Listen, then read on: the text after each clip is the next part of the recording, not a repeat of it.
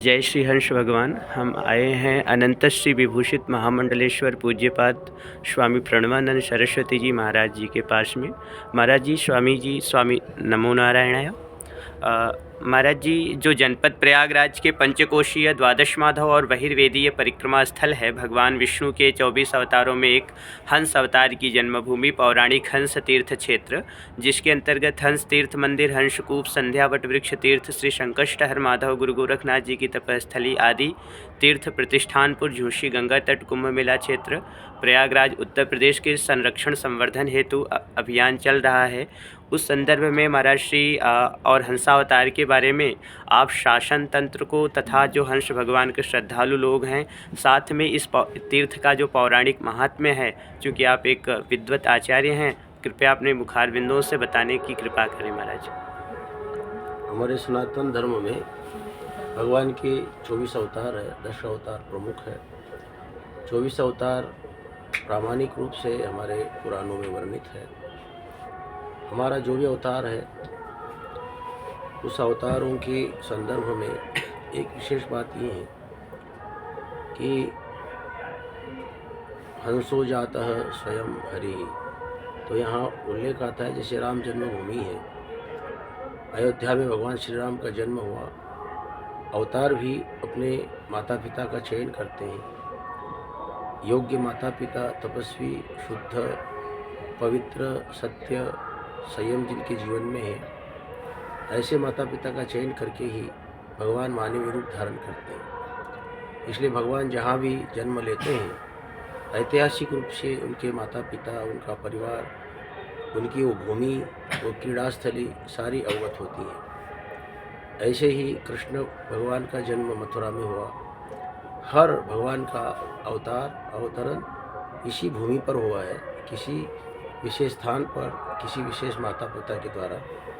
लेकिन जो बहुत प्राचीन अवतार होते हैं, प्राग ऐतिहासिक कालीन, जिसके ऐतिहासिक एविडेंस उसके बहुत नहीं मिल पाते हैं, और जब भी जो भी अवतार होता है, उसका बहुत बड़ा व्यापक प्रभाव समाज के ऊपर होता है। लेकिन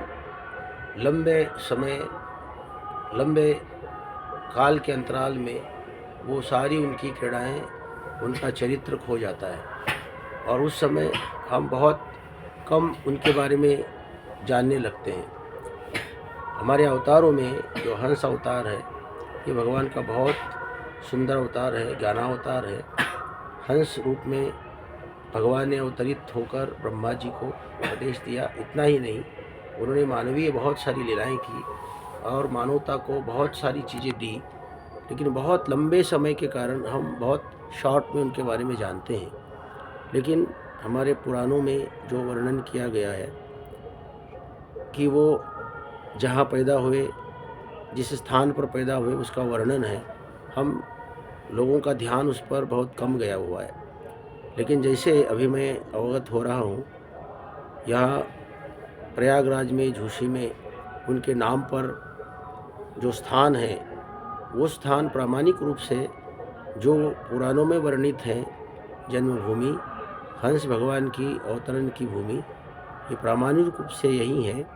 पौराणिक हंसकूप, पौराणिक हंस तीर्थ मंदिर, ये सारी चीज़ें हमारी प्राचीन धरोहर है, और इस प्राचीन धरोहर की हमें सुरक्षा करना है। बड़ा पवित्र स्थान है।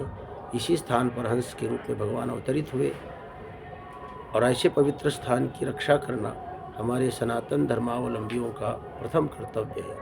इसलिए मैं सभी सनातनी और साधु महात्माओं, अखाड़ों के प्रतिनिधियों से यही प्रार्थना है कि अविलंब इस स्थान को संज्ञान में ले और समाज में प्रचार दे, और उस स्थान की शुचिता, पवित्रता बनी रहे, और सबके लिए वो द्वार खोले, हमारे सभी सनातनी उस स्थान के दर्शन कर सके।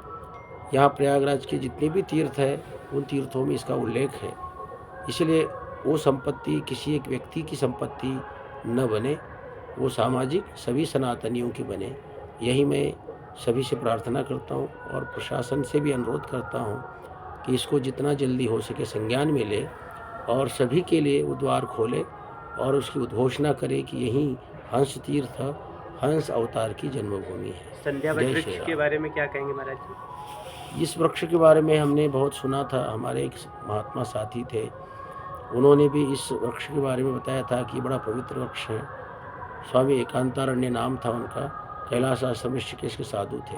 जी वो स्वयं इस वट वृक्ष के नीचे मेरे को ले गए थे और उन्होंने कहा था कि इसी वट वृक्ष के नीचे मेरे को भगवान कृष्ण का साक्षात्कार हुआ था।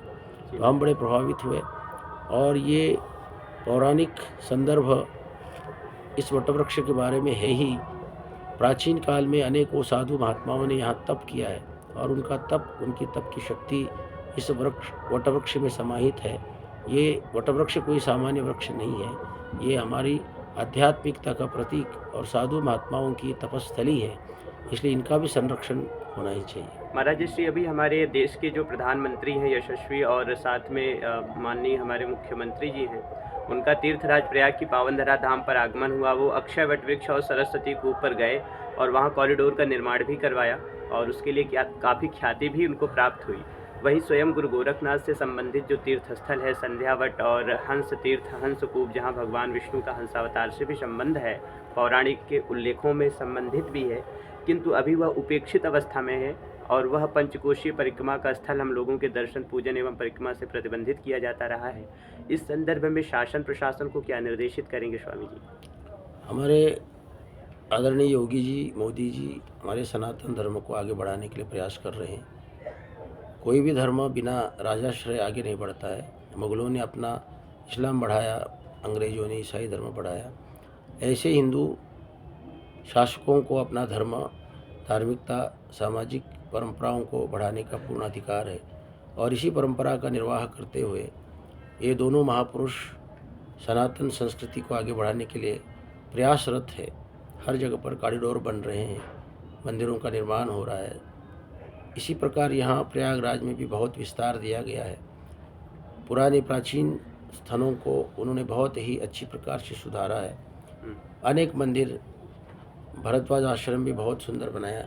हाँ, अंतिम प्रश्न यह है महाराज जी कि अभी विगत माघ मास में जगत गुरु रामानुजाचार्य हैं, इंद्रप्रस्थ पीठाधीश्वर स्वामी योगेश्वराचार्य जी के नेतृत्व में कुछ साधु संत वहाँ दर्शन हेतु गए थे, किंतु वहाँ जो पौराणिक हंस तीर्थ के अतिक्रमणकारी हैं, सत्यम क्रिया योग संस्थान, जो काल्यनेमी और काफ़ी विवादित अवस्थाओं में भी घिरे हैं, जिनके ऊपर 40 से अधिक आपराधिक मुकदमे भी दर्ज हैं, तो उनके द्वारा न सिर्फ उन लोगों को दर्शन से प्रतिबंधित किया गया, अपितु षड्यंत्र करके उन्हें प्रताड़ित किया गया, फर्जी मुकदमा दर्ज कराया गया, जिस पे जांच बैठती है, फाइनल रिपोर्ट लगती है और उन माफियाओं पर मुकदमा भी दर्ज होता है, लेकिन अभी तक कोई कार्रवाई नहीं हुई है। वहीं पर गोवर्धन मठ पुरी शंकराचार्य जी के आश्रम से हंस भगवान के अवतरण दिवस श्यामला नवमी पर यात्रा भी पारंपरिक रूप से वहाँ जाती है दर्शन हेतु, जहाँ बाहर से ही दर्शन कराया जाता है, अंदर प्रवेश नहीं मिला दर्शनार्थियों को। और साथ ही महाराज जी आगामी जो जया एकादशी है, यानी 8 फरवरी को वहाँ दर्शन हेतु पुनः यात्रा जाएगी। मेला प्राधिकरण से भी अनुमति ली गई है और न्यायालय कार्यपालक मजिस्ट्रेट से भी अनुमति प्राप्त है। तो इन सब को दृष्टिगत रखते हुए जो हंस भगवान के दर्शनार्थी श्रद्धालु वहाँ जा रहे हैं दर्शन हेतु, उनको और समाज को, साथ में जो हमारा वर्तमान शासन तंत्र है, इनको आप क्या आशीर्वचन देंगे महाराज? उनको संज्ञान लेना चाहिए। बहुत सारी चीज़ें अज्ञात होती हैं, लोगों को मालूम नहीं रहती है, प्रशासन को मालूम नहीं रहती है। जी। तो सबसे पहला हमारा कर्तव्य है कि प्रशासन के संज्ञान में ये बात ले आए। प्रामाणिक रूप से जब वो लोग समझेंगे तो उचित रूप से इसको आगे बढ़ाएंगे। अयोध्या राम जन्मभूमि भी बहुत दिनों तक अज्ञात पड़ा रहा, लोगों के संज्ञान में आया, आंदोलन हुए और पुनः इस प्रकार विराट राम मंदिर बना। इसी प्रकार जो भी अपराधी तत्व वहाँ पर कब्जा कर रखे हैं, वो सरकार को अविलंब वहाँ तक श्रद्धालुओं को जाने के लिए रास्ता बनाए, प्रतिबंधों को हटाए। सबसे पहला कर्तव्य हमारा यही है। क्या आगामी जय एकादशी को जाने वाली यात्रा को आपको हाँ, सभी लोगों को समर्थन है। आपका नेतृत्व प्राप्त होगा? नहीं, हम तो नहीं रह पाएंगे क्योंकि हम बाहर कार्यक्रमों में रहते हैं, जी मैडम। लेकिन हमारी सद्भावना आपके साथ है। नमो नारायण। नमो नारायण।